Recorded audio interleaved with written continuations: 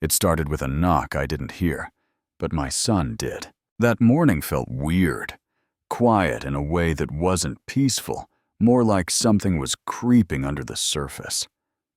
I was microwaving leftover coffee, already regretting it, when I saw 3 figures coming down the street. They weren't walking like neighbors. They moved like they were on a mission, 2 muscleheads in HOA polos, and one guy with a clipboard he clearly thought was a badge.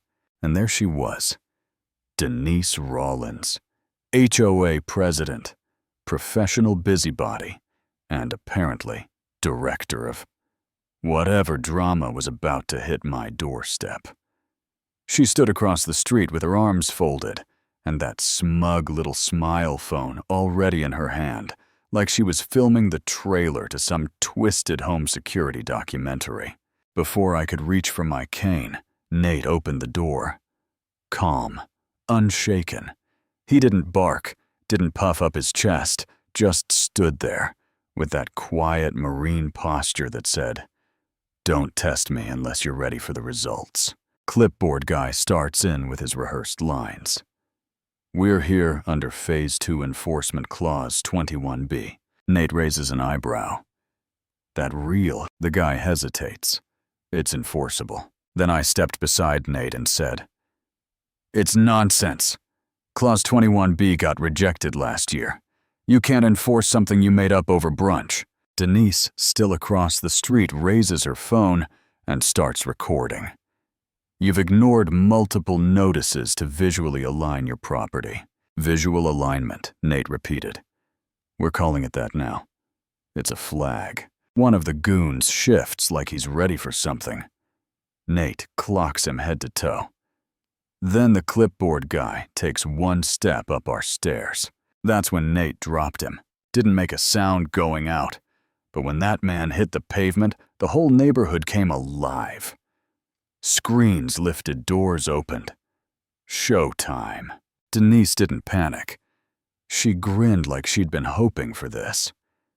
"He struck a contractor," she said into her phone. "This is assault. I'm calling police support." "You're not law enforcement," I barked. "You're harassment in khakis." She looked at me all smug. "You could have just painted the fence." And just like that, I realized this wasn't about rules. This was a trap. They wanted a reaction. They wanted Nate to snap. And yeah, we gave them one. We gave. By the next morning, the footage was all over the community group chats. Nate's punch had circus music playing in the background. People we'd lived next to for years were calling him dangerous, unstable. One post said, "Veteran violence is still violence." Nate didn't comment, didn't defend himself, just saved every post, every video, every reply in a folder labeled evidence. And then, the watchers came. Every morning at exactly 7:02, a white SUV parked across the street. No plates. Never moved. Every afternoon, a city van idled 2 houses down, never picked up trash, never took readings, just sat there, watching. Nate installed new cams, one in the birdhouse, one under the gutter. I started a logbook. Every vehicle, every face. Next came the chalk guys. 2 men in reflective vests walked onto our property like they owned it. One had a GoPro. The other had a tape measure and smugness for days. They marked our yard like it was condemned. And across the street, Denise in a folding chair, sipping iced tea, watching like a queen at a firing squad. "You plan to mark every inch?" Nate asked. "We're recording observed violations," they said, as if that justified trespassing. That's when I noticed a 3rd man, pretending to tie his shoes, camera pointed straight at us. "They're getting footage from all angles," I whispered. "They want you to lose it." "Not today," Nate said. The next day we got 6 new citations. One said aggressive boot steps. Another claimed ongoing community hostility. Then came a letter. No stamp, No sender. Just one line. You should have left when you had the chance. Then Rick showed up, Nate's old friend from high school. Walked right up like nothing happened. You know, he said if you moved the shed and ditched the old grill, maybe she'd back off. Nate stepped forward. You still wearing those gray Adidas? Rick blinked. Nah, haven't had those in years. But we had footage. That same night, someone hopped the fence, gray shoes, blue marker near the heel. Rick used to wear those. That gut punch hit harder than I expected. Then came the breach. 3 figures in black. No badges, just belts, radios, and gloves. Nate lit them up with a flare. Took 2 down.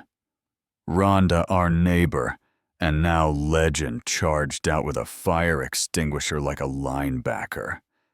Blasted one guy straight into the grill. Karen came running, bathrobe, clipboard phone in hand, screaming about attacks. Police showed. Nate handed over footage from 5 cameras. One of the men wore an HOA vest. Our case solid. But then came the court summons. Karen was suing us for intimidation harassment, even psychological warfare. She came to court like she was hosting a bake sale, soft smile, curled hair, and a legal team armed with chopped-up videos. But we had sound. And we had Rhonda. Nate's voice played loud and clear in the courtroom. You're trespassing. No warrant. No entry. The video showed restraint. Calm. Professional. Then Rhonda stood up with a laminated folder. Federal Code 618, she said. Veteran protection. This HOA can't enforce a thing without federal review. The judge looked at Karen. You saw the code.